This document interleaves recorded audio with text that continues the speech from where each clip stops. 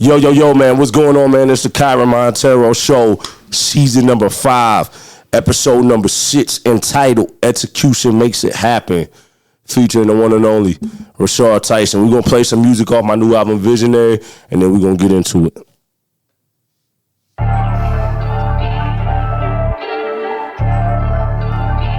New album, Visionary, available right now, man. Bow, bow, bow. I'm never quitting, boy. No, I am not stopping. I ain't stopping. In the mud with it like Captain is rapping. Bad boy with it. See the vision through, we gon' get it poppin'. Get it poppin'. If these haters hatin', then let them keep watching. Only option, only option, only option, only option. All right, only option, boy, cause I am not stopping. Talk to him. Only option, only option, only option, only option, only option, boy, cause I am not stopping. Come.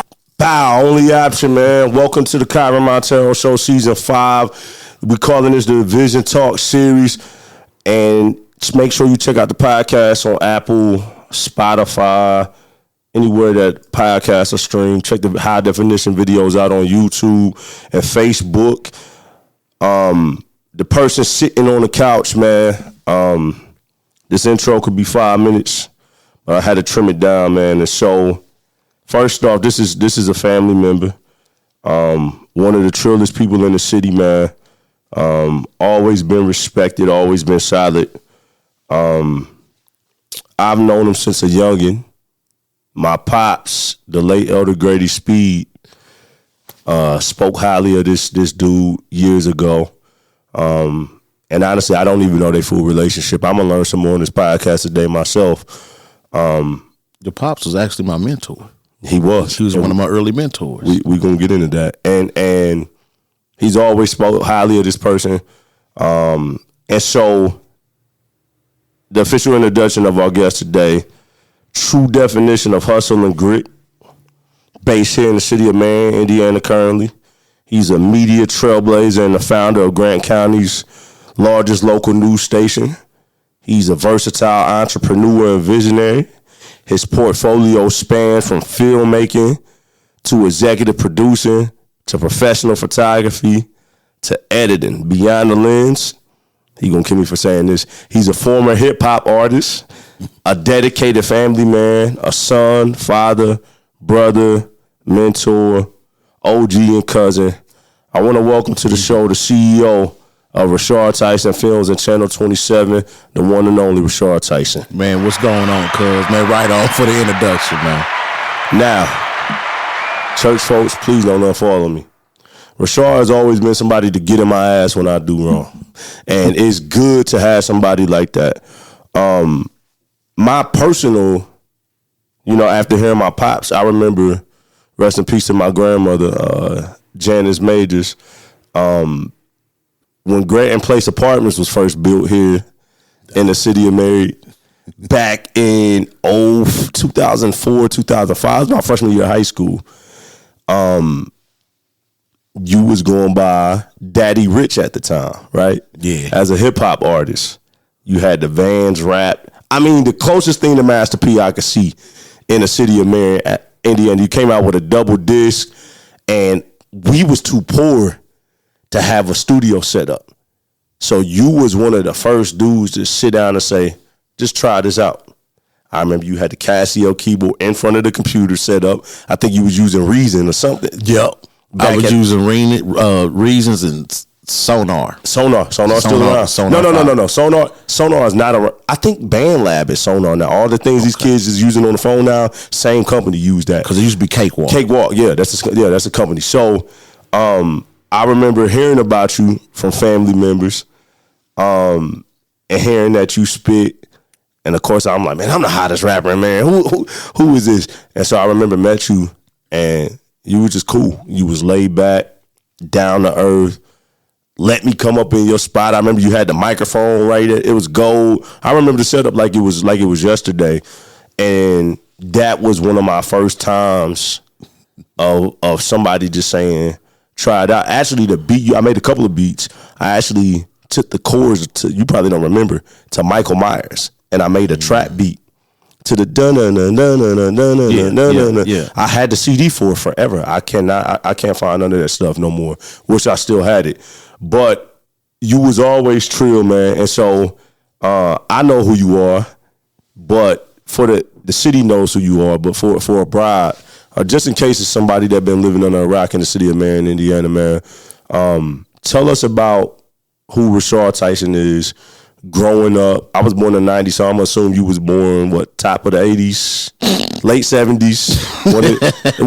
Late 70s? I'm going to tell on myself, man. I was born in 76. 76, okay. Yeah. But grew up in the 80s, though. You were 80s baby for sure. Yeah. Yep. So tell us about growing up here in the city of Marion,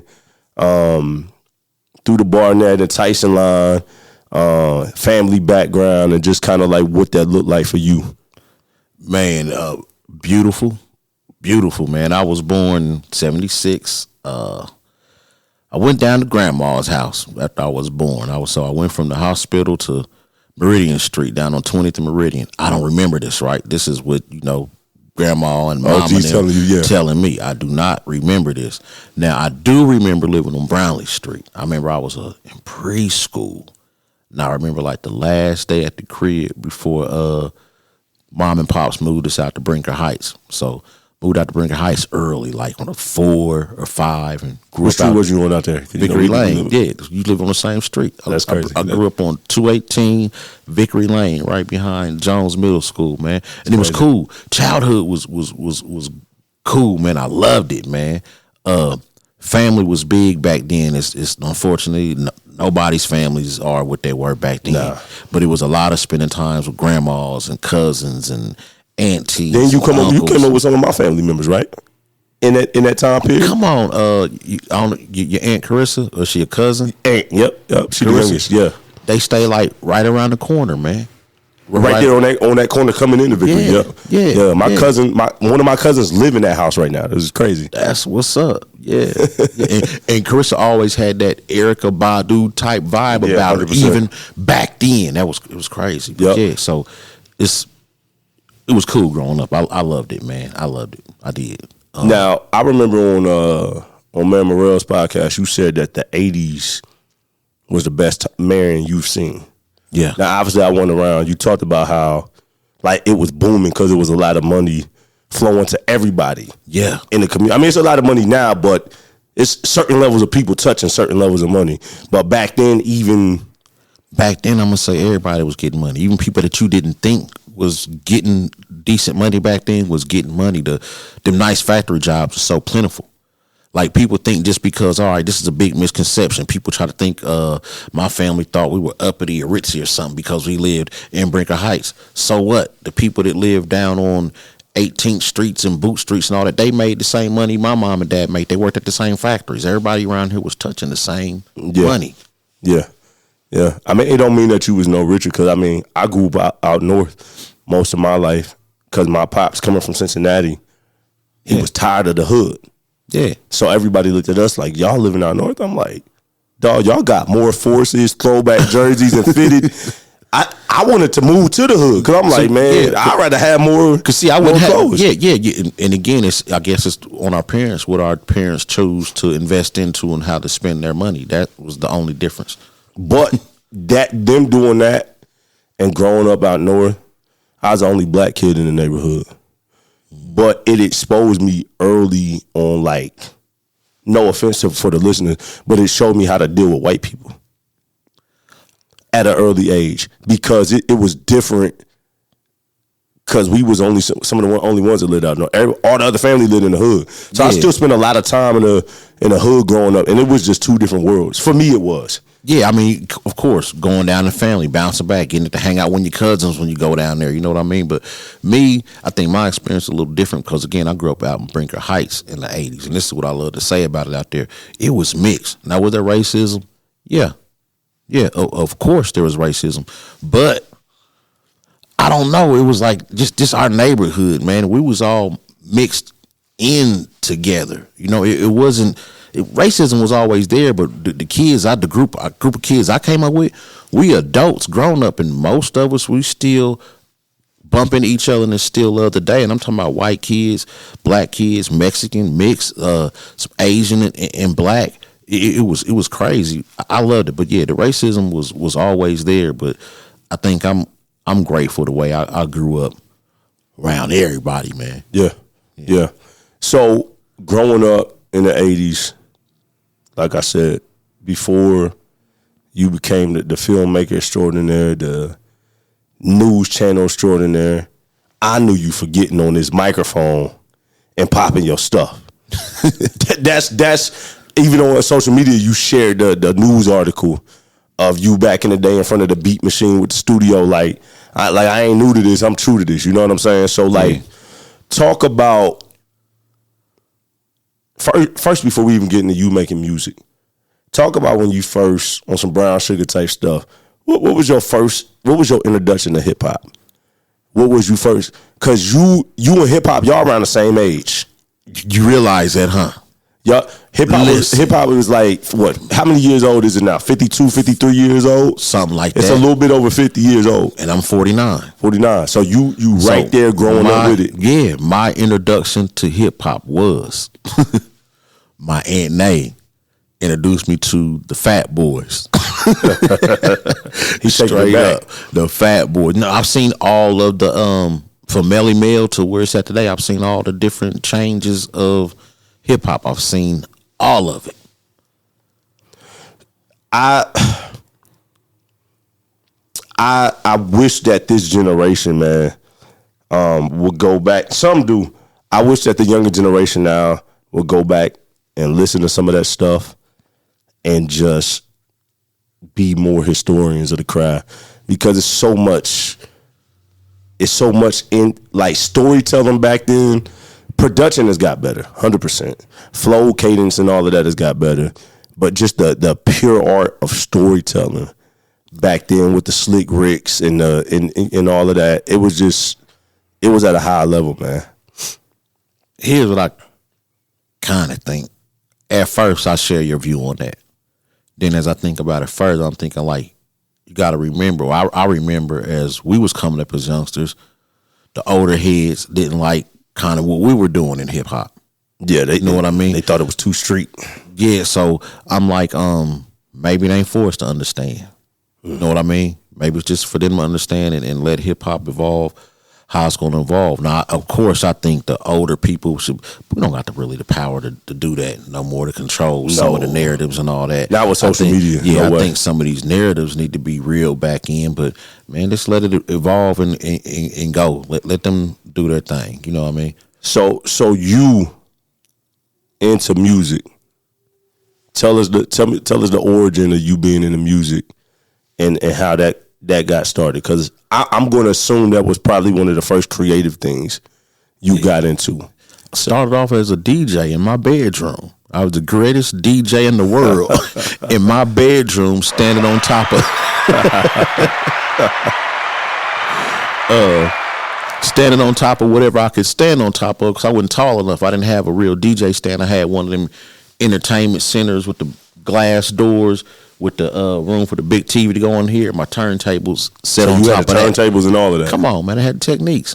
Boom. I had two of them. I had the realistic mixer, Casio keyboard.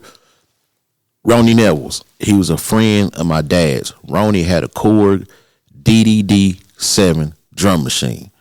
And what he would do, man, it would hold 99 beats. Now check this out. Floppy disk? It had to be floppy disk back then. I don't remember which disc. Because like the original MPCs had floppy disks. It had to be floppy, or even before floppy. Bro, I don't remember. We can look it up and find it. I remember the model number. Okay. Korg DDD7. He would drop that thing off and only held 99 beats. He'd give me $100.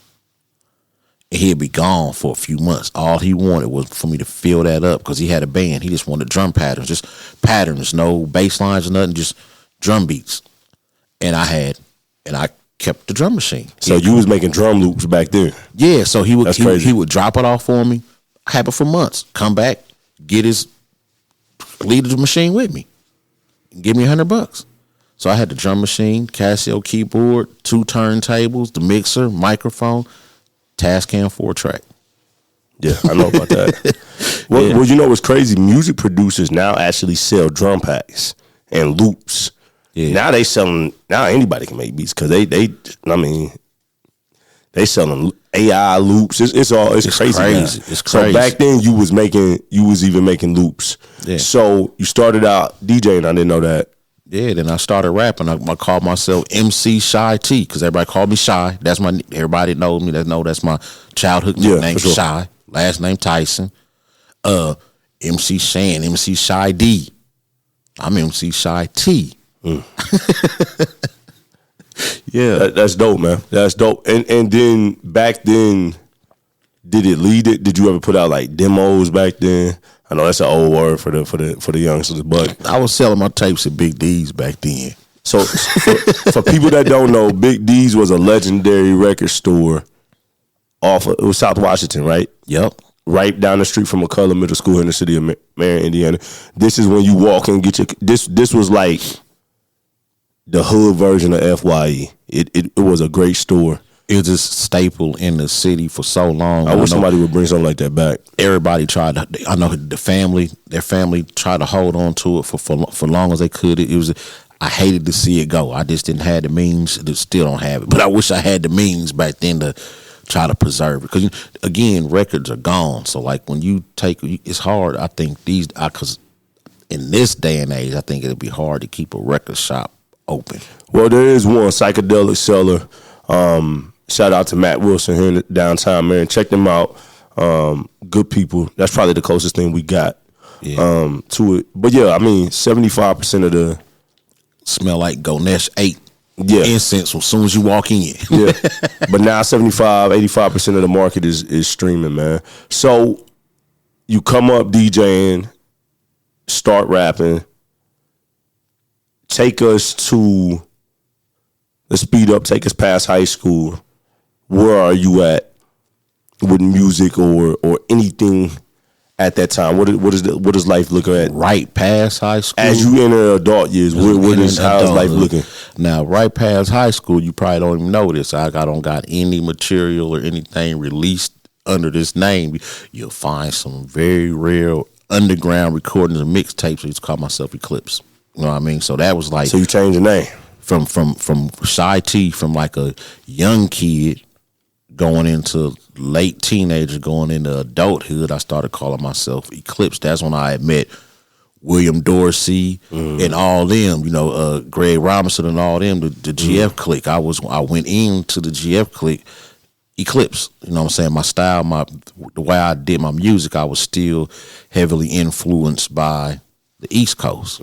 So I was Eclipse and had that kind of style of rhyming. You know what I mean? The Midwest is weird because it's a melting pot. Yeah, we take all we're not quite Southern, we're not quite East, we're not quite West. A little bit of all of it, but we really created it all. Because when hip hop was born, they sampled Motown records and just changed the drum beat. East Coast did their version, West Coast did they. So really, the Midwest birthed hip hop. The sound of it.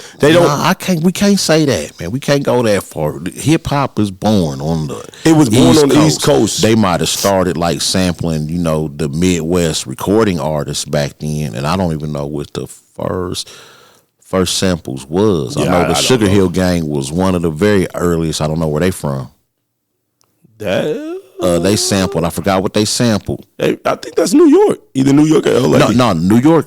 No, the Sugar Hill Gang was from New York. You talking about You Don't Know What Girl? The sample that they sampled. Oh, the record. I don't know what those artists. I have to go fact check later. Yeah. But still, the Midwest was still. When you talking about legendary urban music, it came from here. Motown. Yeah. I mean, it that and R&B still. I mean, cats not sampling R&B the way they used to, but hip hop and R&B was at one point was first cousins. You know what I mean? And so it's a little different now. I think they still are. Yeah. So you called yourself Eclipse. You clicked up with other people. What year is that? This is what? It had to be before. It had to be early 90s, like 91, 92, maybe even going into 3 maybe. So at this point, I'm into the world. I'm 3. I'm up 3. So I'm existing now. So around that time, 90s hip hop has progressed a lot. Rakim, you passed the Rakim. Now we're getting into the Nas Illmatic era. We getting into Biggie and Pac. We getting into Snoop, the whole West Coast versus East Coast. All of that's coming in that mid 90s. In around that time, I was still backpack, vests, boots, and hoodies. I never understood why your era and maybe like a little younger, maybe like Zebo and Andrew Morel's era, love Pac so much. Like I understood what Pac meant, but they said like grown men was like crying when Pac died. I was fucked up. But at the same time, I was fucked up when Biggie died. I couldn't pick between Biggie and Pac. I still can't. Still can't. What was it? Because there was leaders, Martin Luther King, there was Malcolm X, there was other people. Not far as being outspoken and being a leader, part of the community, of course, Pac. Yeah, he was beyond rap. Biggie was just about the music. So I think when you start stepping off into a different conversation, but just music wise, who I rock out with, I couldn't pick between the two. What was it about a time having an artist like that, like being a visionary spokesman for the culture? Like, cause people wanted to hear what Pac had to say. I mean, he was a pop icon. He was in movies. Pac was a big inspiration. Real big inspiration. But like very, very inspiring. Man, like I'm thinking about the All Eyes on Me, the double disc. Like I still rock it now. Yeah. You know what I mean? The checkout time, back then, come on, that might not, I don't know if some of the youngsters will get it, but back then we used to have a lot of hotel parties. You can't have hotel parties no more. Nah, you get kicked out. Yeah, y'all done missed all the hotel parties.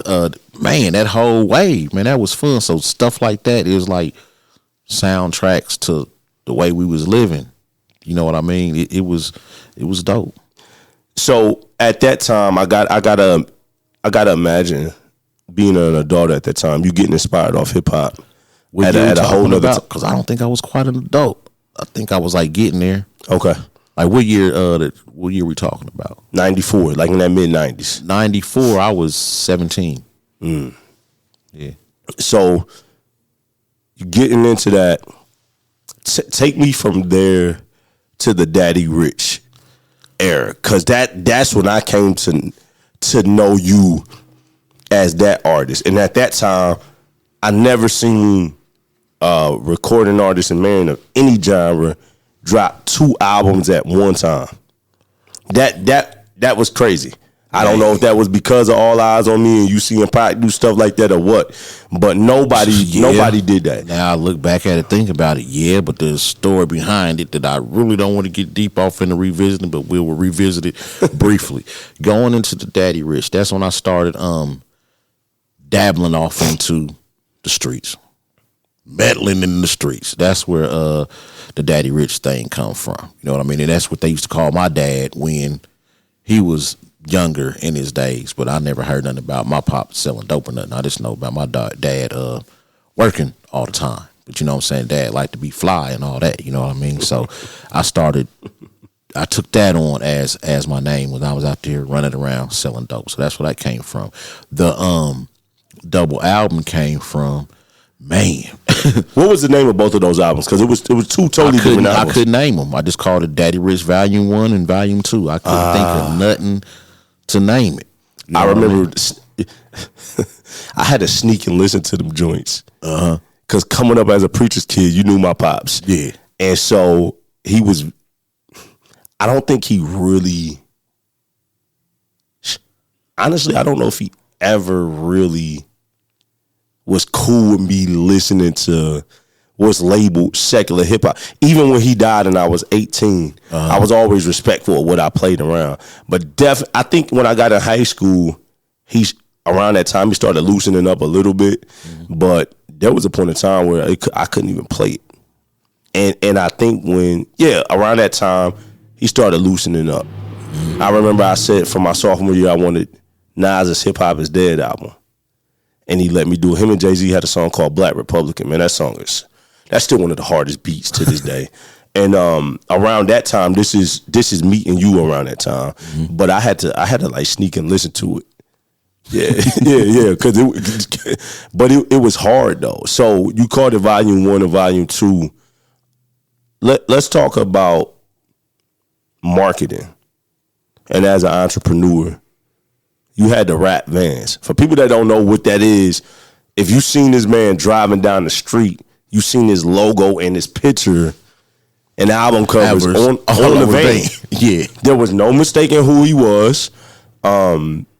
What was the mindset and the boldness and the belief of you marketing that way? Because at this time, there is like MySpace is starting to come in. But it was, though. It just wasn't around here. I'm watching other down south artists do this. That's how they marketed their sales. So who like you talking about? Like P. Master P? Sibo.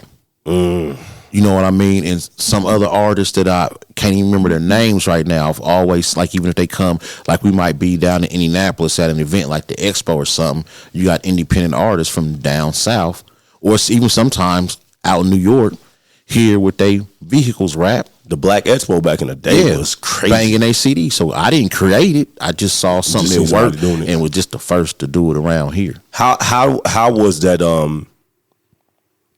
How did that play out? Did that move a lot of CDs from you doing that? Yep. But you got to think, man. Listen. Back then, think about it. Back then, 1,000 CDs sold got you what? Depending on how much, you can go from $10 to $30 a CD. 10 racks in your lap.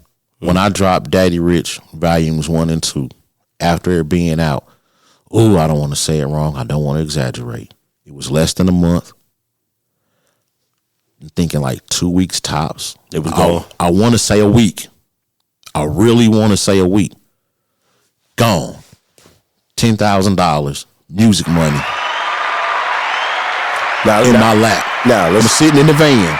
Done collected all my money from the record stores and stuff all over Central Indiana. I'm selling them in Kokomo, Anderson, Muncie, and Indianapolis. So you doing consignment deals? Yeah, go to the stores, do consignment deals, boom. Self-distribution.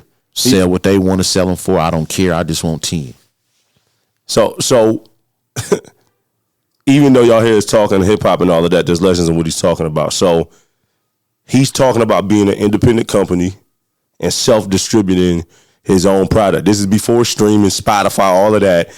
Meaning he had to actually pay and manufacture the CDs, pay for the artwork, pay for the photo shoots, and then go and market himself to retail stores. So not only did you have to market yourself to people, you had to have the faith to go to these stores and say, y'all need to sell my product. Yeah, and it was kind of easy because, okay, back then, I don't even know how it happened to where the song wasn't even on the album. I don't know if you remember, I had a song that was fight music. It was called Say That Shit Now. You know what I'm saying? About people calling, talking crazy to you on the phone. Then when you see them in person, they ain't talking about what they were just talking about on the phone. Good, you know what I'm saying? No, I want you to rap that shit you was just rapping a minute like on the phone. Say that right now. Stand on business now. So I made a song about it, and that song that's crazy. I made a lot of money off that song. And was it's weird. Fort Wayne at all? No. Fort Wayne, there was a lot of opportunities, radio opportunities in Fort Wayne back at that time. This is weird, and it's just popping in my head as we're talking about it. I didn't sell copies of that song. I was paid to perform it over. I performed that song so much, and it's crazy. Well, is it on the? I gotta check. It might be on either Volume 1 or Volume 2. I haven't seen no CDs in so long. Because what people don't understand either, the remix to that Say That Shit Now, Freddie Gibbs is on the remix. Gibbs, he was around back then? Yeah, Gibbs was around back then, but this was before he blew up. Is he from Napa, Gary? Gary, okay. Gary. So he was on the remix with me, but Freddie Gibbs is dope. Yeah. I got paid to perform that song like $400 here, $500 there, like every weekend. Sometimes I'm going to 2 different clubs. It's crazy all around Central Indiana. And it made the Daddy Rich Volumes 1 and 2 sell out. I remember I drop them off and not even get a couple days later. That's dope. The store is calling me. You sold out. You got to come back and put some more of these CDs in the store. Man, see, and I'm a kid at the time. But so see, it wasn't like that in Marion, and we didn't have social media for me to get on social media and brag about it. You know, don't get it twisted. The love wasn't like that here in Marion. The Daddy Rich Volumes 1 and 2, I'm realizing I got a lot more fans appreciating my music in Marion more than I thought. But all them record sales and album sales flopping off the shelves, that was Muncie, Anderson, Kokomo, some of Indianapolis. But that's crazy though, because I heard a lot of people talk about your music here. Anytime your name came up in the barbershops, Duran, Blessed Creations, wherever it might have been at the time. Everybody here loved the Out on Bill the most, and I feel them. I agree. It was all love back then, man. We don't have to go too deep into it to glorify nothing, but you acknowledge you dabbling in the streets a little bit, and consequently that came with 35 years upside the head. That's what it came with. And you end up serving 10, right? And so you go in, but even through that process, you're focused. Yeah.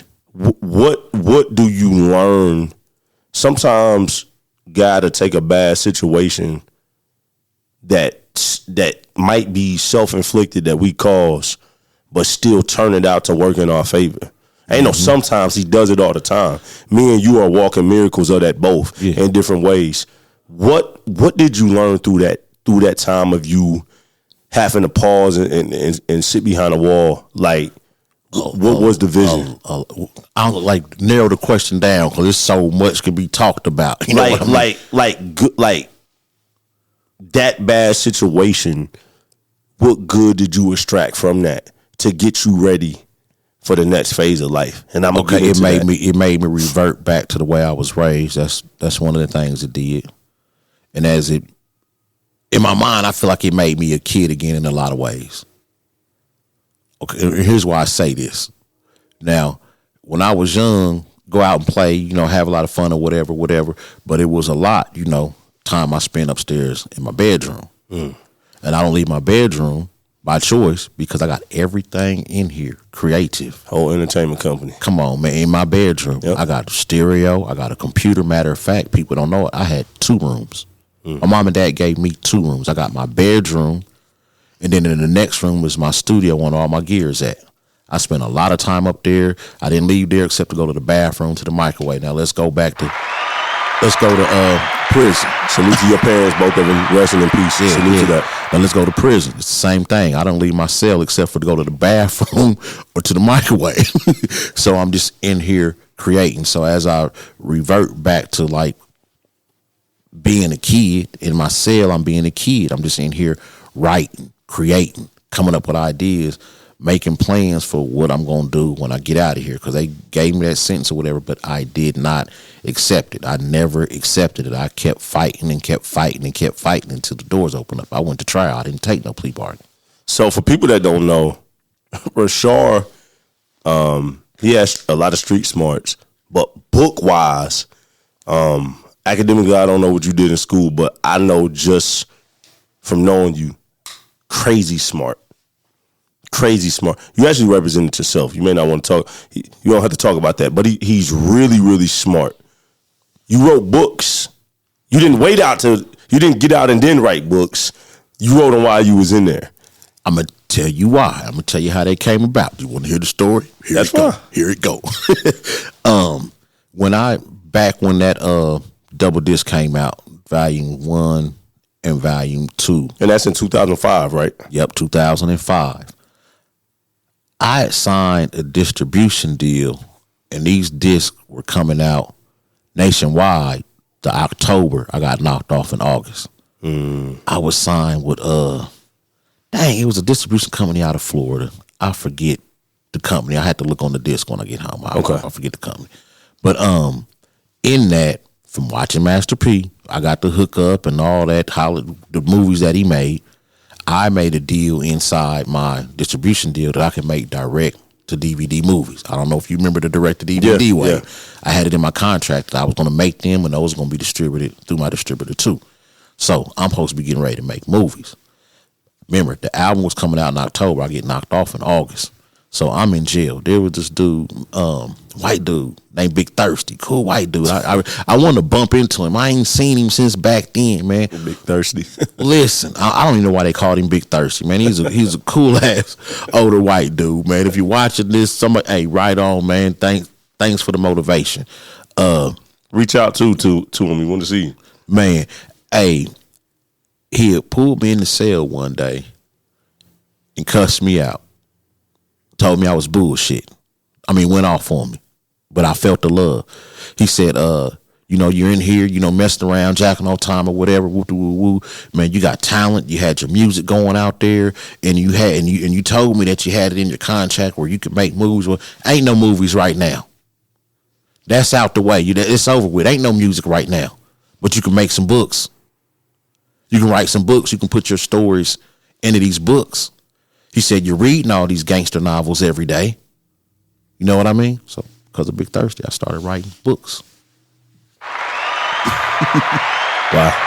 Whoever Big Thirsty is, salute, man. Yeah. So, 2015, you get out. I see you. That's a terrible season for me, but I see you in passing. At a legal organization, and I'm excited to see you.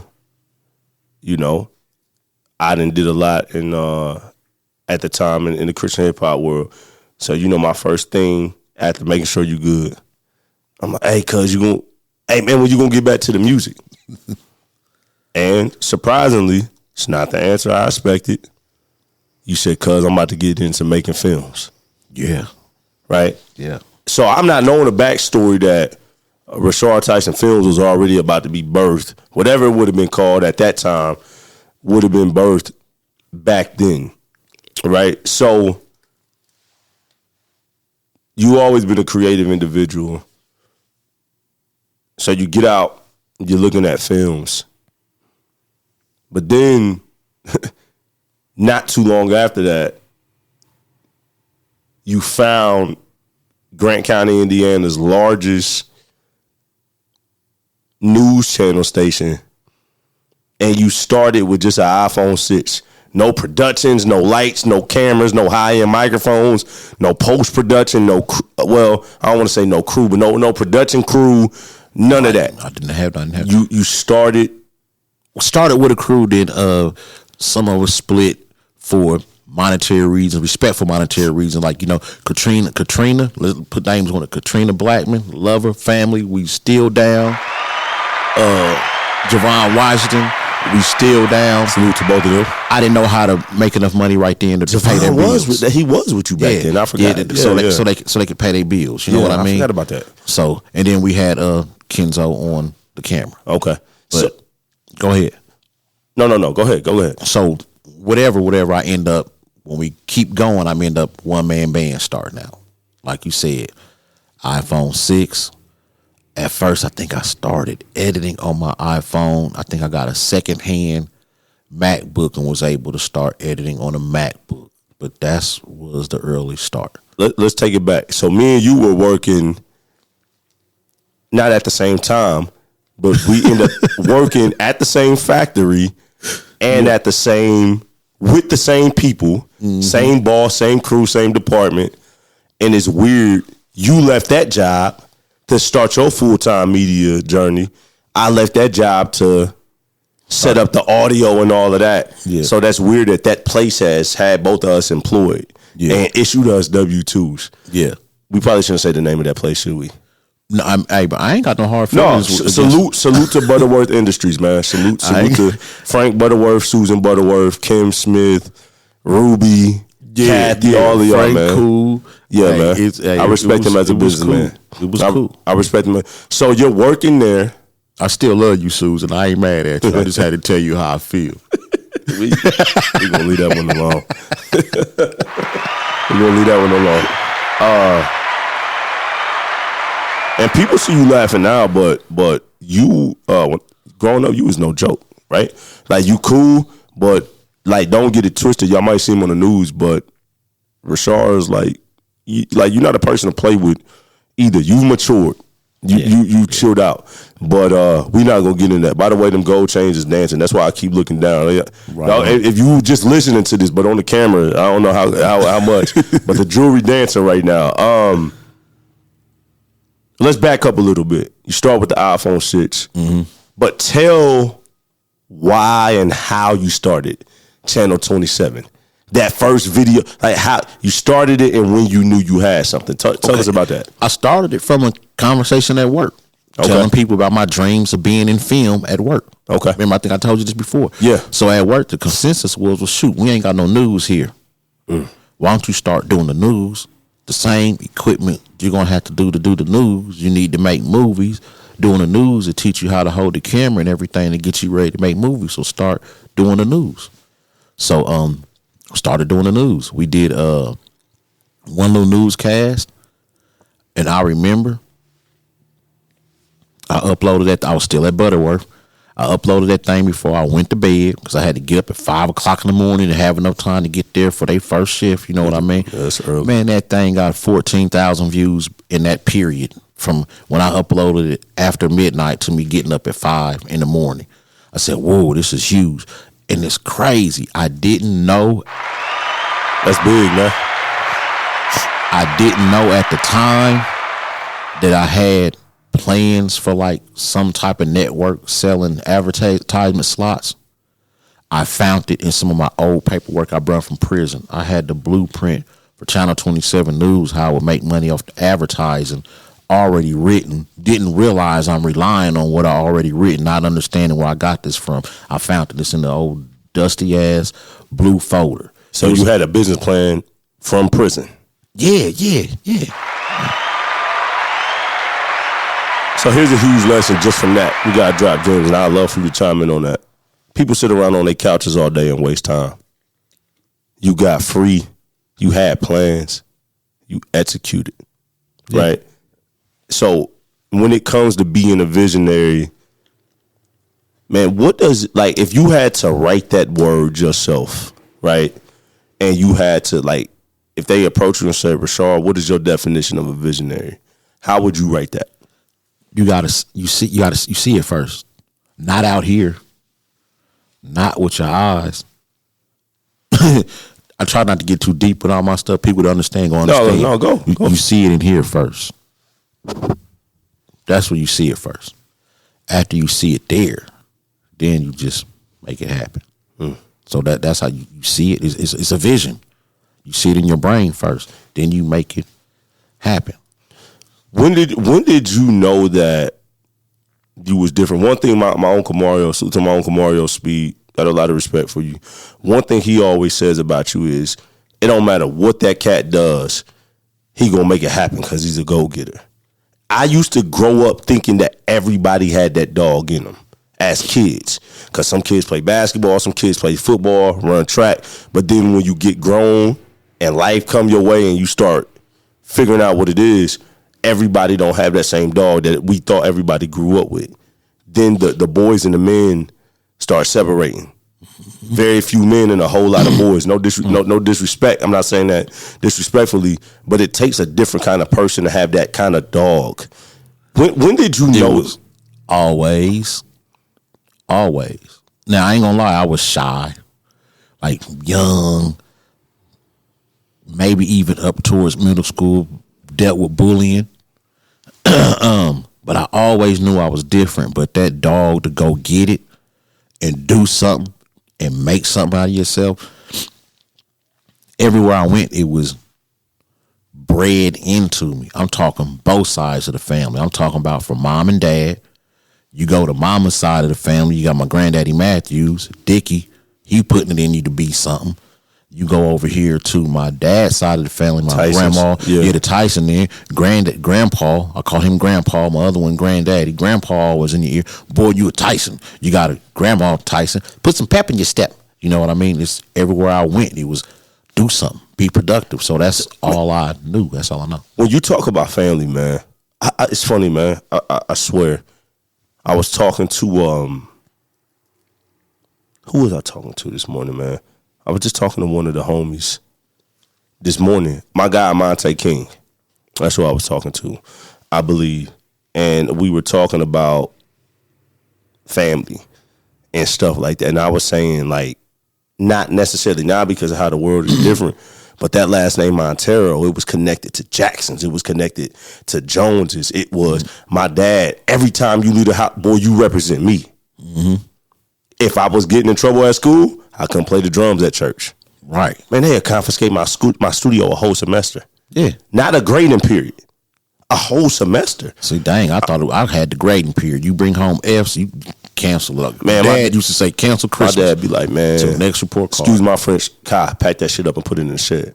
I'm a sophomore in high school. And what's crazy is at Christmas, get the new keyboard or whatever, and I know like 2-3 weeks into school when this new report card come out, it's gone.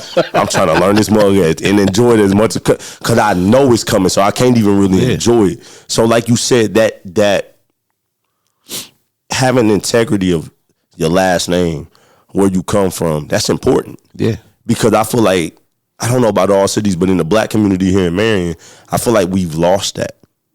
And that generational kind of thing. That's a whole nother podcast. It is, but I'm saying in the sense of like, I'm trying to, that last name Monteiro, like me and Jada, we trying to, by the way, she hate when I do this, but I'm going to do it. This is my wife's first cousin. You know what I'm saying? They both Barnett. So she be like, why you telling all my business? Because I said that was Slay on the interview. You didn't have to say all of that. They mom's decision. They Barnetts. But it's changed. Because when I see certain families, they setting up, and I respect them. But these entrepreneurs over here, they setting up generational wealth. They getting into real estate. They starting companies. Like, I want my daughters and after that to be good, man. I think whatever happened, again, which is a whole nother podcast, I think some of us, because like I participated in some of what happened, you know, with family and all that, you know what I mean? So now being older, looking back on the mistakes and how things were, I'm trying to do that. Like, you know, like with my kids, I made my kids a promise and it looked like it's coming true. You know, I spent a lot of time in prison away from my kids, so I couldn't have that family thing. I have, you know, kids by multiple baby moms. I contributed to that. Yeah. But I told my kids, grown kids, yeah, they grown now. But I told them what I can do though, it ain't gonna fix nothing, it ain't gonna make it better. I'm gonna leave this generational wealth behind and these business plans and some businesses behind for y'all to take over if I fall off of here. You got some kids doing well. You got a daughter without saying the name. No, you got one daughter that's like a lawyer or a judge or something like that, right? She's in law school. And she's acted too, right? In some of the movies. So we're gonna get to that, man. So you got that Tyson hustle, you got that Barnett grit to you. Knew that you always have it. You start the news station, Channel 27, and goes crazy. You know you got something. The end goal is to start film, is to get into film and movie production and all of that. And I'm in there. You in there. It's the start of it. But you had the blueprint already. A lot of times people don't want to do what they need to do to get to where they want to do and want to be. Starting a news channel is not the same thing as doing movies. No. They both in media, but they two totally different sectors of that. What was the mindset of you getting into that journey and then keeping your eye on, I'm going to do this. Hold up. And not only did you do it, but you were able to build a news channel to sustain the living. So salute to that. You were able to lead a job and you've been doing it full time for how many years now? 9. That's crazy.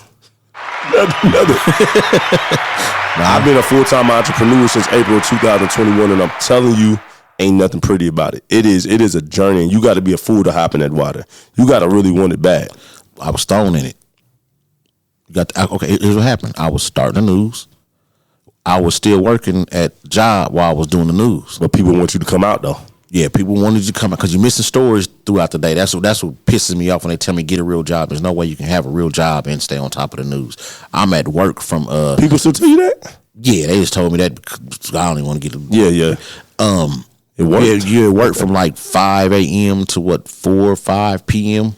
That's 12 you hours. You miss a lot of stuff. All businesses, government offices are closed to get verification on stories and everything. But anyway, I was still working a job, doing the news. I got fired from the job for telling, the pretty lady how I felt.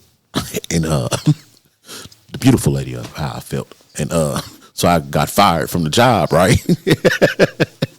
And was it no other job to get right there? I knew what I had with the news, man. I just started selling advertisements. So it wasn't a plan, but it worked out. The first month of full-time newsing, I was able to pay my bills and expenses.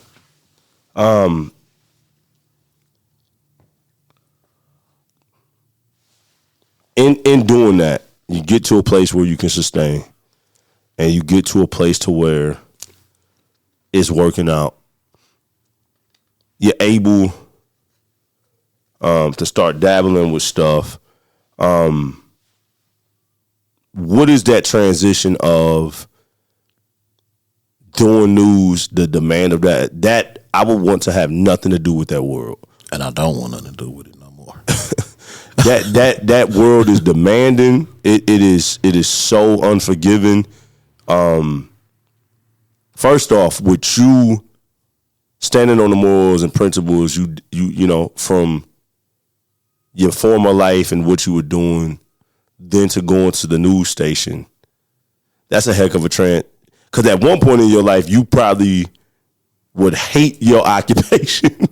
You know what I'm saying? Really? Not hate, but two different worlds, though. No, because people don't understand. Here's what people don't understand. When I was getting in trouble and being on the news, I've actually gotten big enough trouble to be on the news, Indianapolis news, and in Marion papers and stuff. I wish I had a person that would cover, okay, Richarh Tyson got in trouble for selling drugs without all the extra. In his previous record, if you notice, I don't do all that. I don't run people through the mud when I have to report on what happened. Yeah. I don't add all that extra commentary. And that was part of the reason why I was doing the news, not to be running people. Okay, if you get caught, it's public information. Yeah. It's public information. And I get it because I used to do some of the same stuff. So I'm not up here doing this story like I'm better than you. I'm just running a business. Be fair and just run a business and also be here when something wrong to reach out to try to help something get fixed. And to be fair, you reported your own family members at times. Yeah. So that has to be a tough. That seat, yeah, that's some smoke I just don't want. Just experiencing recent smoke with the podcast, not even thinking I wouldn't want to be in your shoes at all. Not in a million years. But you were built for it because you got the shoulders for it. What kind of lessons entrepreneurially can you know what, before we get there, let's go into the films. So okay. You get the news station has been running, it's successful, biggest in Grant County. Salute to that. Started from an iPhone 6. Now that boy got top video editing software, microphones, cameras, lighting, and lion, tigers, bears, oh my, you got it all, right? So the dream comes true. And you start getting into your first films. I got to throw this out. He let me master a couple of his films here at Frequency Canvas. So, salute to that on being able to be a part of that. Been to the premiere for your movie, Not About Us. Forgot About Us. Now, technically, I think you've improved. But that is my favorite movie from a comical standpoint. Shout out to Monte Carlo and everybody in that movie. He did his thing, man. Him and Didi, they did their thing. I ain't gonna lie. Watching the movie, I was surprised at that. And there's also a good thing when you're a visionary from the news channel to you doing film. You giving people opportunities. That's a beautiful thing. You're not just about yourself and your family, but you've opened up the doors for other people, and then you've inspired a ton of people, whether they give you them roses or not. You've inspired a lot of people. Getting into the film world, tell us about that, man. What the heck? When I get stressed out doing content videos and keeping up with everything. Mm-hmm. A film is a whole nother beast. So walk us through that world, man. Like, what does that look like? Because that's totally different from running a news station. I think you have to narrow that question down. There's so much to it. It's so what inspires you to write a movie? Like, because I know you already had some of the scripts. Remember, this was the movie thing started well over 20 years ago. Early 2000s, yeah. As far as wanting to do it. So I was already inspired. I just came across the opportunity to make one. That's what happened. From doing camera work with the news, and I know I wanted to make film, I started doing camera work for other local, I'm not going to say local, but close, Wabash, over in Bern, Indiana, doing film work for other directors and stuff. I didn't know that. What led to, I still ask Brittany all the time, how the heck did she find me? Brittany Sherrill, my producer. Dope. She hired me to shoot one of the films she was producing, her movie. I didn't know that. Yeah, A Bell Family Christmas. Dope. So at this time, you have cameras, microphones, like you got full production gear at this point. Yeah, I got some shit. We way past the iPhone 6, all right? Yeah. This time I had some equipment. But you would still pull that iPhone out quick. Yeah, quick. Yep. I'll pull it out right now quick. But so I shot the film, and long story short, about the last couple days, few sessions of filming, I'm realizing, oh shoot, this is what I need right here. We got actors and actresses. The producer that hired me, hired her to produce mine. She knows how to put all this stuff together. Here we go. So we made my first film, Forgot About Us, with like $3,000. Wow. Yeah. And that was the start. We ain't looked back. And for people that don't know, first of all, go check out the movies, man. It's not easy to make a movie on that budget. Luckily, you were able to do the production yourself. Yeah, because if you would have hired out people, it would have been impossible to do it with 3,000. Yeah, being the fact that I had the equipment, I was editing it, I was shooting it, I was directing it. That's how I was able to do it that cheap. So that $3,000 budget wise, what are things that you have to use that towards outside of the production? You know what? You got to pay the actors out of that. And, we're using like entry-level actors who, first off, when I got the bill for what the actors charged me, I cried. Some of them actors only charged me $40, $60. And they're showing up enthused like I'm paying them thousands. You know what I mean? So first off, I didn't have the group of actors that was ready to grow with me. Yeah. So from that, you got to pay the producer, and then you got to pay for some food for them. You know what I mean? Like, as I'm working up here doing the news, okay, I got to shoot this weekend, Forgot About Us. Let me get me a few extra $100 to the side to pay for everybody's food. You know what I'm saying? To do all that. So that's where the money went for like Forgot About Us, Full Custody, and the Zuri Johnson story. We're gonna talk about that. The latest. Not the latest. So, how much time you got? The latest is a whole nother beast. So you mean to tell me that you don't just start a business and get rich?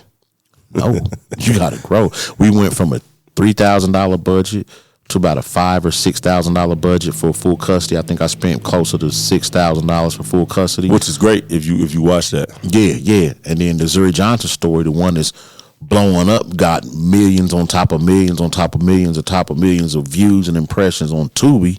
Last time I checked, it was at 12 million. That was a couple weeks ago. I just quit checking. You can't just go by that like that.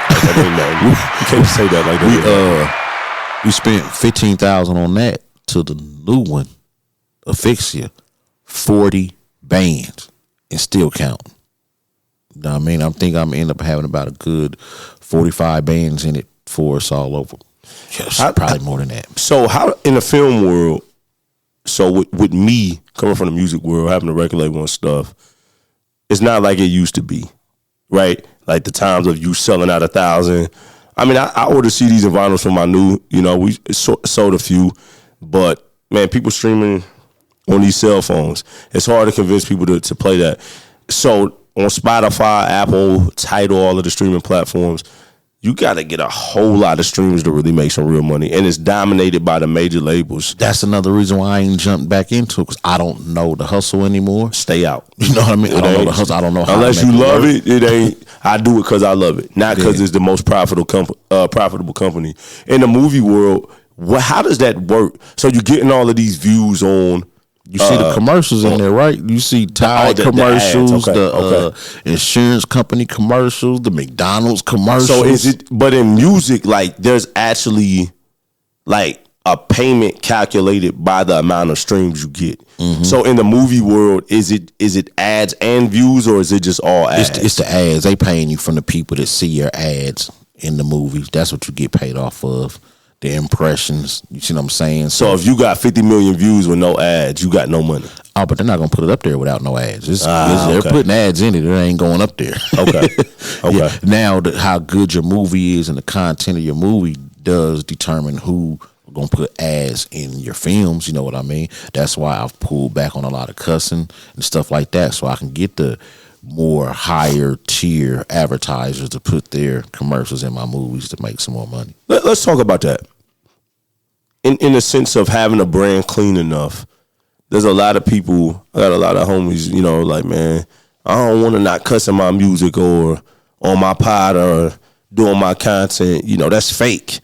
And I'm just like, well, if you go work a job and they tell you this is the code of conduct, you're going to do what they say to get to the money. I mean, I think everybody got their different paths, because there's some people out there that cuss on their podcast and still got the big dollars. Right. You know what I mean? But I think it was best for me what I was doing. And it's still gritty. Like when the Fixie come out, it's still gritty. It's still sexy. But it looks, oh man, it looks crazy, cuz it looks crazy. But yeah, I want them bigger paying advertisers. But there could be a benefit in cleaning stuff up a little bit. Yeah. Because I think even on YouTube to monetize it, I don't think they can cuss on YouTube for so many seconds or minutes into the video. Like you have to get into it for people that's monetizing you currently.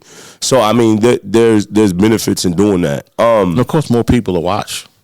You can still tell the gritty stories without all the cussing, and the gritty people that like the cussing going to watch it because of the story or whatever. And then a Fixie is not really a gritty story. It's a psychological, sexy thriller. You know what I mean? It's a thriller. So for the Zuri Johnson story, what are some of the ads? What are some of the biggest ads like from companies that you've seen? McDonald's, Tide, Liberty Mutual. That's huge. Stuff like that. I mean, all you gotta do is say McDonald's. And so, do you get a say so, or it's just like once it's on their platform, they doing it. They doing it. Okay. You just check with your distributor and see what that check looking like. That's all. that's so. Even with bigger movies, like if I'm on Netflix watching Bad Boys 4. I don't know how that works. You don't know? Okay, so, okay. I don't know how it works. They probably just do it. They probably cut it in advance. I would imagine probably. I'm hearing different people. You got different deals. Depends on where you're at. You know what I mean, do you hope to structure deals like that one day, where a platform might just cut you a straight check and then you get royalties? I'm going to try to with this one. Nice. Yeah, I'm going to try to with this one. Tell whatever you can. Tell us the movie that you currently just shot. You shot in Indianapolis, Indiana, right? Yep, shot in Indy. Tell us about that. Like, as much as you can. Like, what's the concept name? I'll tell you about it. The name of the movie is Asphyxia. Again, it's a sexy thriller. You got Omari Blackwell. He is the villain. He was in love with his wife, Christina Faye, man, but she took his heart through the ringer, and he just couldn't take it. He killed her. She was cheating on him. You know, she was into certain stuff that he wasn't into. You know what I mean? So now what he does, he gets on the internet. He poses as a woman, and he looks for women that are complaining about husbands working too much in the marriage, because that was the excuse his wife gave him, that he worked too much. So when you see these women complaining about they're bored and sexually frustrated because their husband worked too much, he slide into their inbox. Hey, visit this site, Christina Faye, named after his wife that he killed. Visit this site, Christina Faye. I began living out my wildest fantasies. They go to the site and get lured in. You know what I mean? He posed as different characters throughout the movie. Like the way it opened up, it was some lady who wanted to have an experience with a priest in church. She thought she was great, go to church. They had this, extracurricular, sexy thrill in the church, and he choked her when she got there. You know what I mean? There's the latest post. Sound like Ted Bundy almost. The latest post I put on Facebook was about the strip club scene. A lot of people think the movie's about the strip club. It's not. One of the characters, she wanted to see what it felt like to be a stripper for a day. So the killer puts her in the striptease classes, then enter into an amateur dance contest at the strip club. She goes, she wins the contest, and watch the movie to see what happens. But yeah, he's a serial killer. He targets women on social media. Then you got detectives Ken Monroe and Monica Zamorano who's trying to follow him and catch him and clues. He's leaving black roses at the scene. A black rose signifies the end of a relationship. Black roses do not grow in Indiana, so they're trying to figure out where these roses are coming from. It's crazy. Wow. Then you got to pay attention. Wow. When is this releasing? Should be out by March. Okay, so soon. I'm editing now. This is soon. What? Did you already have this script sitting, or is this something new? This script is about 12, 13 years old. So you sitting on. I'm sitting on stuff. So if you wasn't to go back in the vault and pull from that, and you pull inspiration right now, or somebody hired you, threw you a nice check, and say, I want you to come up with a concept. I can do it. For me. I can do it. No, 100%. Yeah. But what, as a film maker, creator, director, all of that, what causes you to produce like the kind of films you do? Like what is it about? Because what captures my attention, you know what I mean? What is interesting? Now you check it out. You know I do a lot of news. I got to cover a lot of crime stories. I'm sorry, it is what it is. People like crime stories, police involvement, and investigative type stuff like that. Shows, so it seems like that's where I'm going to stay at for a while. That's the lane I'm going to stay at for a while. We're going to do a lot of crime, investigative type stories and stuff like that. And my news background helps with that, the way I deliver it. Like somebody, I can't remember who it was, but I respect their opinion. And they were saying how they watched the Zuri Johnson story. And even though it's a movie based on the true story, you had to change some things around. But they said my approach to it was journalistic. You can see the journalism in there. So, hey, we're going to keep telling these stories. What would you say? I know number-wise, the Zuri Johnson story has probably been the biggest. By far. Crazy. I did not expect it. You know what I mean? But as far as from a artistic standpoint, what is your favorite movie that you've done? I know that's kind of hard. They all like your kids. Artistically, the favorite one I've done. Like, forget the numbers, just watching it, the creativity, all of that. Yeah. Oh shit, it's gonna be a fixie that y'all ain't seen yet. Okay, it's gonna because, and again, the fixie is different, and the reason why it's different is because we had smaller crews, with those movies. This movie, I had a big enough crew. I had more people around that helped bring my vision to life. I didn't have to so much come up with the idea of what I wanted and then figure it out by myself. And after I figured it out by myself, I got to set everything up. I got a team helping me figure it out, helping set up. I mean, we had a full crew. It was crazy. Yeah. That's a blessing, man. Yeah. That's dope, man. What advice for anybody that wants to start a business? I don't care what industry. They just want to get up and go. To me, you represent no excuses. Go. I don't care whatever you got. I remember you coming to me when in the beginning, cuz go. It's like, but I need to figure that out in a minute. Go. Take off. Yeah. And the reason why I got listen, some of y'all might not remember it. I used to sell real estate. And when I was going to school to get my real estate license, Forgot about that. I was being courted by a real estate company in Indianapolis. I'm gonna leave them nameless, but they was taking me to seminars, and it was one of the biggest, most real estate selling dudes. He had a seminar, and what he said is, "Go, take off, quit over planning." I see so many. No, don't get it twisted. You got to get your paperwork together. You got to plan. You got to get everything structured and everything. But some of that can come later. Some people spend so much time planning, worrying about paperwork and what ifs. The business never get off the ground. Go make some money at it, because which I didn't know what it was. POC, proof of concept. That's real important in business when you're trying to get more money from investors or partners, or people want to see that your concept is working. You can't show them that your concept is working sitting on the couch going over paperwork, planning for what's going to happen when A, B, and C and D go wrong. Man, lay some shoes up, be ready to pivot and move when you need, and go and figure everything else out, man. I'm not gonna lie to you. I give you props for starting with an iPhone 6. You know me, I wouldn't have did it. I believe in going, but if I can't have premium tools, it's hard for me to. But let me interrupt you though. A lot of people didn't know that's what I was using. Now, I said iPhone 6, I had a kitted out iPhone 6. I had some attachments with it.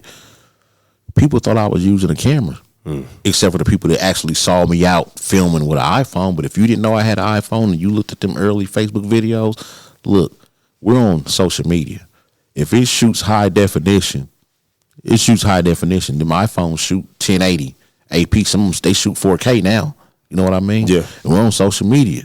Man, people couldn't tell the difference. I put a stabilizer on that thing. They thought I was using the camera for the longest. No, it was a phone. Yeah, when you told that story, I was like, huh? It was all I had.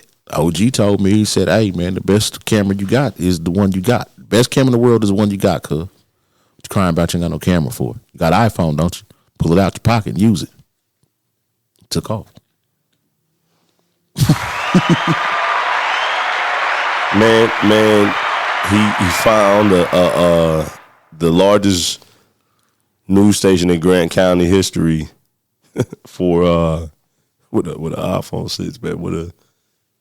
You need to be teaching classes, man, seminars, or you could literally teach a class on marketing. Like, yeah, I mean, because that's what you do. I mean, man, it's been a lot of gems in here. I'm shocked I've been able to pull you out. I remember you telling me producing a podcast, make them more 15 minutes. I'm like, yeah, I got to get more than 15 minutes out of them today. We're going to wrap up, man. So, like, you been running a news station, and like you said, you don't drag people through the mud. You don't do all of that. What is some of the hardest challenges, the day-to-day operations? Like, not just you reporting, but behind the scenes, running a business, staying organized, all of that. Like, what does that look like? Staying organized don't happen. I'm not organized. I'm not great front like I am. I'm not organized. Okay. It's chaos. It just comes out looking good, man. I'm not organized. What's the hardest part? Because you do a lot. You're running ads, you're reporting, that part, promo packs. You do a lot of stuff. That part is easy. That part is fun. I like the selling ads and running ads. I like that dealing with businesses. I love that. They're civilized people. The part that I don't like is the comment section. That's what you gotta have somebody else read it for you. No, sometimes I don't read it. They've been cussing me out for like 3-4 days now, and I respond, say something slick every now and then, and don't pay no attention. Yeah, man, they've been cussing me out, man. Over I don't even want. But they've been cussing me out. That's the hardest part of the news. That's why I don't like the news. I mean, it's the audience I got. Now, I don't want to run everybody off. I got some audience members who appreciate what I do, that love what I do. I got some audience members that might even disagree with some of my stories, but they still respect me, agree with me agreeably, or respect. They tell you, "Hey, Richarh, I don't agree with this, but I appreciate what you do, bucko." You know what I mean? I'm cool. But all these them racist and all that, I ain't with all that. But no, man, I'm tired of it. You hear me? As soon as I can, you hear me? I'm gonna step away from it. Now I'm still gonna be here. I'm not gonna let it go. I'm actually looking to try to train some people, put some people in place. I'm gonna keep it. If you are looking to be a part of a great opportunity, news station and all of that. This man has opportunity. How can those people just reach out to me on the news page, my personal page, Richarh Tyson? Shoot, just reach out to me. And it's being hard to find people that's going to stay dedicated that I can trust. Because in the early days, people just come around just for a few days, learn what I'm doing, and go off and try to run, do their own thing. You know what I mean? People try to come, suck your knowledge out of you, and take off and run with it. That's fine. Don't mean that you. So just understand there's going to be a contract, a no complete clause, where after you leave me, you can't do nothing else in this lane for about 2 years. So just know that. So come with good intentions. I love Kobe Bryant, but Mike was still Mike. You could stick your tongue out like him. You could glide like him. He's the closest thing. I don't want to hear that LeBron stuff. He's the closest thing to Mike. But Mike is still Mike. Air Jordan is still Air Jordan. The original is always the original. Don't mean that amazing things can't come. Don't mean that you gatekeeping, but you can't come try to sauce the sauce. That ain't how that work, man. I'm not. Yeah, man. What a great interview, man. Wrapping up, man. What was you about to drop the movie? Asphyxia. Okay. Yeah. You said that we coming around late March. Mid to late March. Okay. We looking good, man. We looking good. I'm about a little under a third of the way into the movie. You know, I got a lot of stuff going on now. I'm trying to clear a lot of stuff on my plate so I can lock back in. Soon I lock back in, 2 weeks. 2 weeks I'll be done if I can get 2 good weeks without a whole bunch of other stuff going on. And this man is not just writing like you write the scripts, you're budgeting it out, you're helping administratively with all of this, you're editing. That's a lot of responsibility, man. Man, it's fun. No, I mean, so I'm trying to get away from shooting so much. I shot probably, I don't know how much of a fixie I shot. That's because you love doing it, though. If you really wanted to find some young, hungry cats, there's a lot of young, hungry cats in Indy and a lot of places that know their camera. You could do it. Yeah, but here's the part, though. You're going to be there on set 10, 12, 14 hours. That's the part that you just can't find it. People don't understand that. How many days at a time are y'all doing that? Man, we shot a fixie in 10 days. That's a lot of time, man. Man, I had some days where I was up at 6, 7 a.m. We're filming till 4:30, 5 o'clock a.m. We had one day like that, and I promise we was going to try our best to never have another day like that, but it happens, bro. It happens, 16 hours. But we're trying to, on a regular 10-hour day, 12-hour day. You also, outside of Channel 27, the movies fall under your Richarh Tyson Films company, right? Yeah. What's the future looking like? What's next? What's the if you could plan it out without telling everybody everything, if you could, what's the net? What do you hope the next 5 years to look like? Next 5 years is have me a solid. I don't want to say yet, but I don't want to say yet. Okay, let's scale it down. What do you hope the rest of 2026 and 27? Oh, we're gonna make some more movies. I want to get some better placement because I think I'm in a good position to bargain right now with having a track record behind me. Got that leverage now. Yeah, I got some leverage now that I didn't realize I was walking into. But yeah, with the numbers from the Zuri Johnson store, yeah, we have some leverage now. We got some little bit to say so, and then the amount of money that was spent on a fixie, yeah, I don't know, but good things. Whatever happened, it's gonna be good. I'm just going to leave it there. Okay. For people, I got to ask you this because, we can put names on the news channels and all of that. There's one word that people like to use these modern days. 2 words, I should say. Content creator. Everybody's a damn content creator nowadays. And that's fine. But for the people that want to be excellent and really want to build a business, because you've been able to monetize Facebook in ways, without saying numbers, that have been amazing. What would your advice be for people that really want to get into the content creation? First off, you got to want to do it. You're not just get ready to make one daggone video and then get 1 million views and then you think you set. People, and I don't down nobody, but I be seeing it. If you want to be a content creator, you got to create content on a consistent basis. And ain't no going on your Facebook page, hey, follow me and interacting in this. When they see that stuff, they going to shadow ban you. They're going to shadow ban you, and you're not going to make that much money off your post. Also, you're going to have to stop. You're just going to have to make the content that people want to see consistently every day, multiple times a day, and it has to build up. And it's coming from somebody who I'm not capping, I'm not stunting. I pay my mortgage, my car payment, some of my utilities off my Facebook checks, just the Facebook checks. And that's not including the actual sponsorship and production stuff, because you do production stuff as well. Yeah, I've been paying my stuff, and I just be. You shot a commercial for me in here. I just scroll past it when I see people stunting. You know how much I know how much you get per so many views off a post on Facebook. It's work. A lot of people think they're gonna hop in, make a few videos, and pay some bills with it. No, you gotta make some content that got some views that people want to see and be engaged on your page. That's the only way you're gonna get it. I gotta selfishly ask you, because with me being, a musician and you coming from the music world,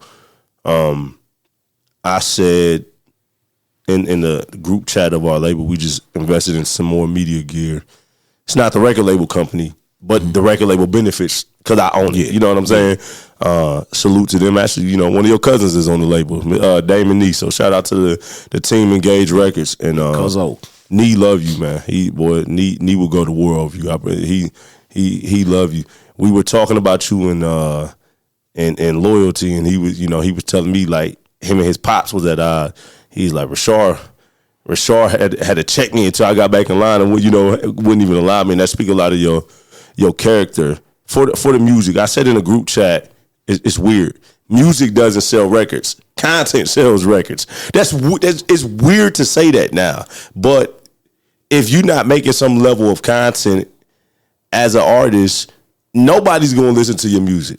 I can't really say because I ain't hopped back in to know. It's the same though. How I find artists though is through their content, social media pages. So like, when you look at content today, like, I know I just asked a music question, but forget it. Like, even podcasting, how Shannon Sharp went crazy with the Cat Williams. Mm-hmm. Now he's always going. I see Mike Epps just went on there. Yeah. I'm about 3/4 through. I was shocked to see that. I ain't gonna lie, I clicked that immediately. Yeah. But all of these different lanes, artificial intelligence is coming in now. I know you learning how to use it. If you're smart, you're gonna learn how to use it. Where is the future of content creation going, you think, with the way technology? Could you imagine having AI when you first started Channel 27? Yeah, but I'm scared. I think it's gonna get out of hand. You think so?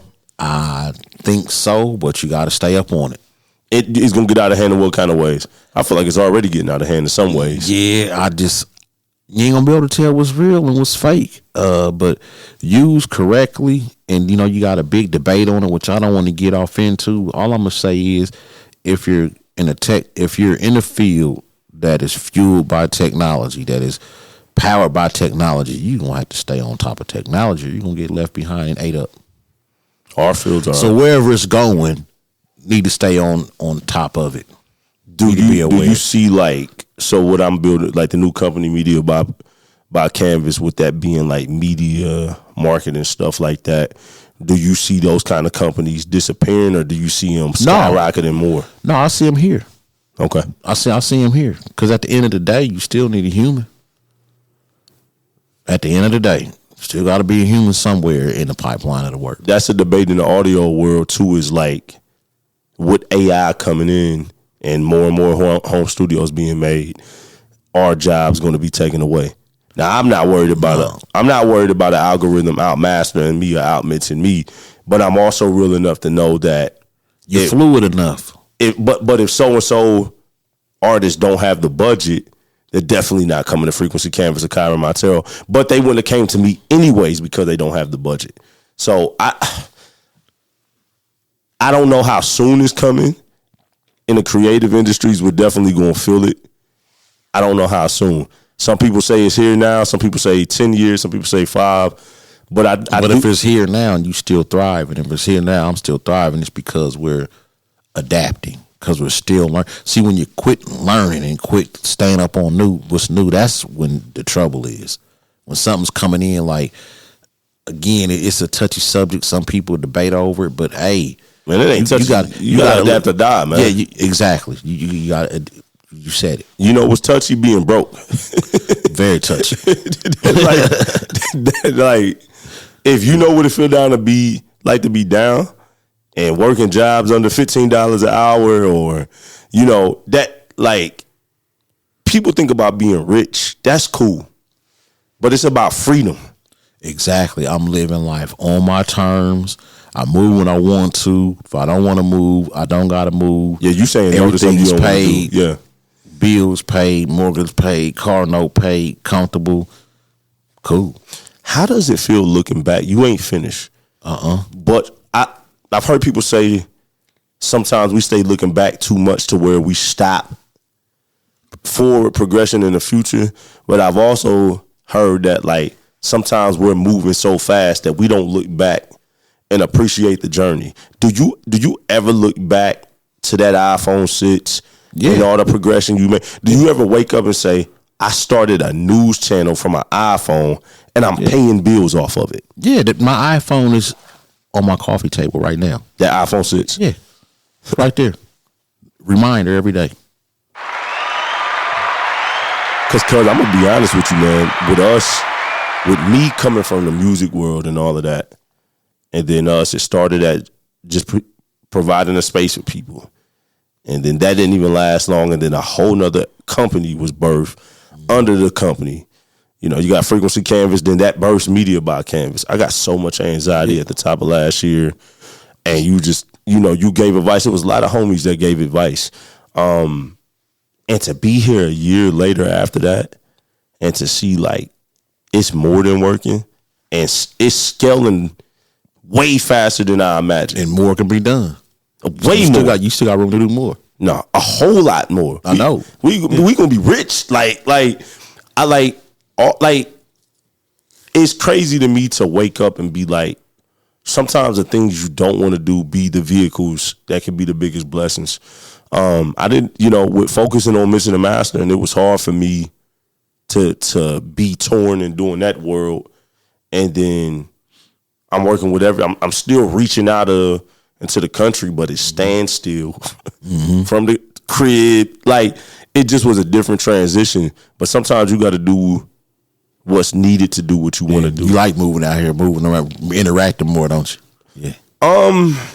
Having kids now, your little cousins, man, them little girls drive me crazy sometimes. I love them though. I like this. I don't know, man. The thing I like about the music world the most is starting up the media and marketing company. I have to locally play the game more. And I love all the clients and all of that. And I have great relationships here, great support. Not everybody can do what we've done in our hometown. So I think everybody's meant to do different things. That's what make the world go around. It is, but not everybody can get love from their business in their hometown. Some people got to leave the scale, and we've been fortunate enough to be able to leave and still scale. I mean, we're gonna get money outside of here for sure. That happens, but to be able to provide for your family here, it's a blessing. It's a blessing. But the thing I like about with Mixing and Mastering is I can get money. Like 95% of the clientele in that company is out of town. And it's right at the crib. Or here, at the office now. And there's nothing nobody in this city can do to stop it. No matter how much you hate, no matter what you think about mistakes somebody to make, you cannot stop. That's where it is with me in the movies now. You seen it. I don't. First off, shout out to all the local people that do support me. Yeah. Appreciate and love every last one of them. Much love to y'all. But you got so many loud haters. You got so many dry haters, which I see. And I'm talking like not people, people in the street that you don't know. I'm talking about some cousins, some family, some friends you grew up with that just don't support what I'm doing. And I see it. I see some of my friends, and I'm not talking about Facebook friends. I'm talking about childhood friends. I'm talking about cousins and stuff that I grew up with. I'm seeing them share. Y'all watch Tubi. Y'all share everything else y'all watch on Tubi. You know what I mean? I watch daggone it. Some of my people's, like say for instance, somebody locally will try to show me some love and share one of my projects to their page, and they normally getting likes and everything else. See what happens when they share one of my movies to their page. Ain't nobody. It's not there. With the Jerry Johnson story, the premiere here flopped. Sold out in Indy. Sold out in Evansville. We was busy that day. We would have been there. Man, it's all good. I know y'all wanted to be there, but no, for real. I caught the other ones though. Yeah, I know. And it's we good. Yeah, but flopped. No, flopped for real. Like didn't hardly nobody come out. You know what I mean? I'm running around begging people locally, man, come to my movie premiere. Come. It's all good. It's like you said. Now that's crazy because the first two ones was packed. That's crazy. Yeah. I think it was the first one was more of a this dude done said he made a movie. Let's go watch this. And I remember the response inside. Oh shoot, he made a movie for real. Yeah, I told you I did. Yeah, I told you. You know what I mean? So I think a lot of times some of that first was like a lot of people came out to genuinely support, was truly happy for me, not taking nothing away from them. I wish there was a way I could get a list of names of people who, and collect them so I can always keep these people in my mind and in my heart when I'm doing stuff. There is. Say there's a way? Yeah, start at RichardTysonFilms.com and make them sign up for a mailing list. Yeah. All your avid people, and then once you doing premieres, dropping movies or whatever, hey, they coming for free. If you get or you selling tickets right there, they first in line for tickets. Yeah. Cause I want to give back and do something nice for the people that truly support me. You know what I mean? But start you a mailing list. That's one of the best ways. But like you were saying, it is so much better once you can get the support from outside, and it don't matter what people here at the crib do. Because I don't even want to get into it. That's a whole nother podcast. But for the ones that do rock with you, man, you know, salute to them wherever here in the city of Marion, Indiana, and then abroad.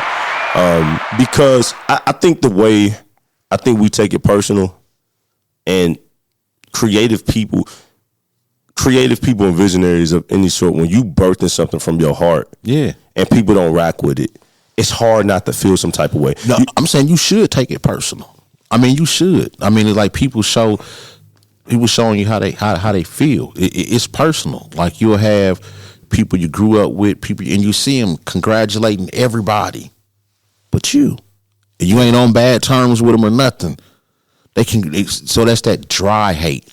I was talking. That's how you recognize that dry hate. I was talking to Marion. Excuse me. I was talking to Marion Morrell on the phone recently, and salute to the homie, man. Salute to the homie because me and you have both been blessed to be contracted through the city of Marion. Oh, they don't like that. Anyways, but we were talking about how us, like with this new media company, Media by Canvas, we've been fortunate enough. We do his marketing. So his website that just launched, his social media management, content creation. He gave an opportunity, and he told me something. And I've tried to stand on these principles, but I'm gonna try to stand on these principles more. He said that he believes that when your friends and people you rock with try something, that it's your obligation to give them a chance. So if you go start cutting grass, I need to be calling you like, hey, cuz I need my grass cut. You started a trash pickup company, hey, cuz I got some trash I need picked up, how much I owe you, or friends or whatever. And so people close to you, I do feel like owe you that shot and that support, and I try to do that for my people. But then the world at large, it seems like the way the world works is like until you have that social proof that you're talking about, people don't believe in it. Yeah. And like, even with the story of Jesus, it's like, rather you believe in it, true or not, just the story, like his homies ain't even believe that he got up from the grave. So some of them had to put their holes in their hand. Like, he had to do miracles for people to believe like he was who he said he was. Accepted by his own. He had to go around and travel around, be accepted by the world. So it's like, in your personal network, I think you should take it personal. Yeah, I do. But everybody else said I don't. But for the rest of the world, I don't care. You got to keep your head down and realize that until you have results, people are not like. I'll give you an example. I put out a casting call for a scene in full custody. I needed a classroom full of kids. I had about That's the second movie, by the way. I don't know how many kids was in there. That little classroom was spread out. You know how many homies I grew up with? They got kids, grandkids, and all. Man, it's the classroom should have been full, cuz. It should have been full. It wasn't. I know the stuff like that. The Zuri Johnson story, you know, when they were the drone shot fly over the woods, and then we looking at the river, you see there's only 2 or 3 people down in them woods looking with the sheriff department. Man, I got homies here that's supposed to been out there with dogs, using dogs as a search team. Them woods should have been filled up with people from Marion being extras in this movie. But ain't nobody pop out. And hard, but except the people that you saw are who popped out. It was my cousin Meat, Gulliford, Todd Faulkner. I think that was it. Them three. Still work though. Yeah, we made it work, but it was supposed to been division. It was supposed to been people supposed to been trampling through there. Somebody supposed to been running through a dog, looking for Zuri Johnson. It's crazy. I think like when in talking about what you're talking about, I think people have to realize who listening and watching. Like you don't want to give haters too much energy, but you got to process it too. Yeah, and with Jada being a therapist, like being married to somebody that got their doctorate in social work, I've just learned a lot more about processing. You know, like as men, especially black men, we've been taught like you just got to push through. Now, sometimes you got to slow down and deal with stuff. Deal with it and think. Because there's been times in my life, man, my anger has been so out of control because I'm just moving and not processing stuff. Yeah. But it is, again, you see it. Again, I acknowledge it, process it. I'm going to keep moving. You know what I mean? But I see it. Oh, trust me, I see it more and more. And it's okay. Yeah. It's going to be all right. But, you know, I think, too, that visionary and people that are trailblazers and groundbreakers. It's a lonely road. It's lonely. And I don't know if you ever live long enough to see the flowers truly deserve. Like anybody. You think, well, he was killed short. But even if Martin Luther King would have had lived to an old age, he probably never would have fully seen the flowers. Malcolm X probably never seen the flowers that he really deserved. Any of these other great leaders, pastors, entrepreneurs, whoever, they probably never, and like all of this work we doing to try to do generationally and all of that, it's probably going to be people that when we gone who benefiting from what we doing right now. And to study at the end, man, and it's all good. And that's why I say buy your own roses. Don't give them to me when I'm going. I'm a hype myself up. I'm gonna invest into myself. I'm gonna love the journey. That's why I gave entrepreneurship advice for people like do what's work. If you do like the news station, you seen that it worked, so you went with it. But I do think it's important to do something that you love too. That way, it's not miserable. That's why I'm doing the films, man. And I used to love doing the news. Actually, there's still some stories I like doing, but over and all, no, I don't like it no more. It's too much, and to not keep, go over too much time. Like, prime example, the stuff that's going on with Renee Good. I thought it was a safe story. Ice killed a redhead white lady. I thought it was a safe story. It won't be I'm accused of division. You can't say I'm trying to divide racial lines because this is a white ICE officer and a white lady. You can't try to say I'm spewing racism. It's a national story. They going crazy, like mad at me. Mad. Been going off about 3-4. You can pick up the phone now, look on there. They still on there talking trash. I don't even want to see what I mean? So it's crazy. You never know what story's going to make them mad. Harmless. Like, this is a safe story. This is not going to cause controversy. Shoot.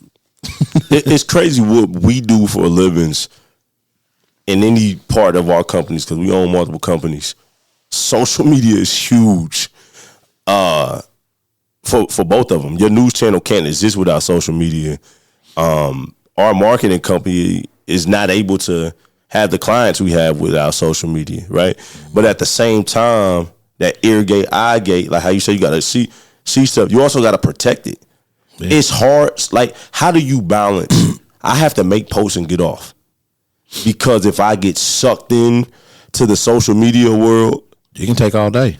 You'll be distracted all day. Man, like it's hard to I wish that I could run my business and once the team gets big enough, I'm not gonna be on it. I don't think I'm gonna be on it at all, man, because you get so distracted by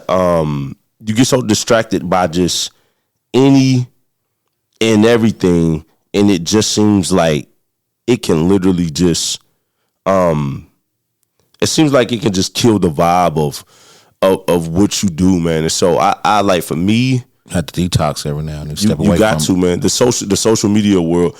I mean, just like, and I'm not taking it down, so I'll talk about it. I mean, just like episode 2 with Kyle Johnson, aka Slay, fam of yours. The backlash of certain sectors in that, I couldn't believe some of the backlashes, and I'm not used to those type of interviews. I do this. I do the business talk. And this is for certain kind of people. Everybody don't want to sit. They want to hear drama. They don't want to sit and get the real game that come from people's story and people that's doing stuff. And for you, man, I got to give it to you. I don't think people understand what it's like being in a spotlight and having social media criticism. I've seen our mayor be criticized for unfair things. They do something at the state level. If I sneeze wrong at Walmart, it's going to be a story about it. It's crazy. I heard this. I heard this on the pod on TikTok. It says if the dog barks at the moon, nobody's tripping about that. But the second the moon barks back at the dog, it's on every news station and everybody's tripping about it. Mm-hmm. So sometimes you just got to be the moon and just let the dog bark. Let the dog. But if you say that, then that's arrogant, man. Yeah. So couple of last things wrapping up, man. Any last words you want to say to the people, man? Any advice, any encouragement, anything, man? Just keep going. Just keep going. Whatever it is, man. Just keep stop and process stuff. I'm learning. I've been in therapy myself, and we gotta stop compartmentalizing things and just pushing through it like we've been taught to do. But hey, man, just process whatever. And just keep going, man. Just keep going, like business-wise. Keep going. Don't stop. And I want to say this, too, lastly. And I love that you don't glorify street life, but you don't totally run from it either. It was a part of you like, I ain't talking about this too much. I did it, but it's about what I'm doing now. You're a living testimony that you don't have to dive back into that world. Like, you got out, set yourself on a clean path. Took a little longer. It's not as fast as what you was used to. But once it get going, it's going though. Once you switch up and start moving, hey, it starts coming. But I would imagine you would rather have the peace of mind of some haters on Facebook versus the streets and the cops being on your head. Yep. To me, I would rather deal with that stress than deal with that. So for youngins watching, for anybody watching, Richarh Tyson is a living example that you can be in an underworld path and still get on a clean path and stabilize yourself, be building generational wealth, make dreams come true. I think, and maybe I'm an executive produce this, and it's time for you to take the back seat. I think you should do a documentary at one point. The story is not over. Yeah, I'm going to, but not yet. Not yet. Like I said before, don't enough people. I'm not big enough yet. Yeah. We have the documentary of Richarh Tyson. Who the hell is Richarh Tyson? You see what I'm saying? Yeah. I'm not ready for that shit. The story is there. I've been through a lot, but I don't think enough people really curious about who I am yet. It's just me. I'm working on, we already started shooting. I think we're going to shoot some stuff. I got Journey of a Visionary. Got a documentary coming this year in 26. I'm writing a book. Now, do I think it's going to go crazy? No. I'm more so doing it for me. But I do think that, they got like the I Am Second stories at one point. I do think that it would be dope. Maybe something we could collab on to have just shorter versions. Maybe it's 15 minutes. Just a platform for people to tell their stories, people that's doing stuff that can go out. I think that would be dope. Because, Yeah, I think that would be dope. Stories run the world, man. Storytelling runs. That's why hip hop is what it is. Yeah. I said this the other day. The Bible ain't nothing but a book full of stories. Yep. I sell them book all the time. People love stories, man. So where can they find you at, man? Tell people where they can find Channel 27, you personally, and then tell them where they can find the movies. All right, for the news, Channel 27 News and Entertainment, Grant County on Facebook. For my films and all that, my personal page on Facebook, Richarh Tyson. I got like over 40,000 followers. Pick that one. I got a backup page that's real small. On Instagram, same name. And that's where I'm at. Just reach out to me. I'm easily accessible. And then as far as the movies, name your movies out in the platforms they're on. Okay. Shoot. Forgot About Us is on Amazon Prime and Tubi, Pluto, Plex, and Folsom. Forgot About Us is only on Tubi. The Zuri Johnson story is only on Tubi. You can look for Asphyxia to be out sometime this spring. I'm not exactly sure what I'm doing with it or where it's all going yet. Okay.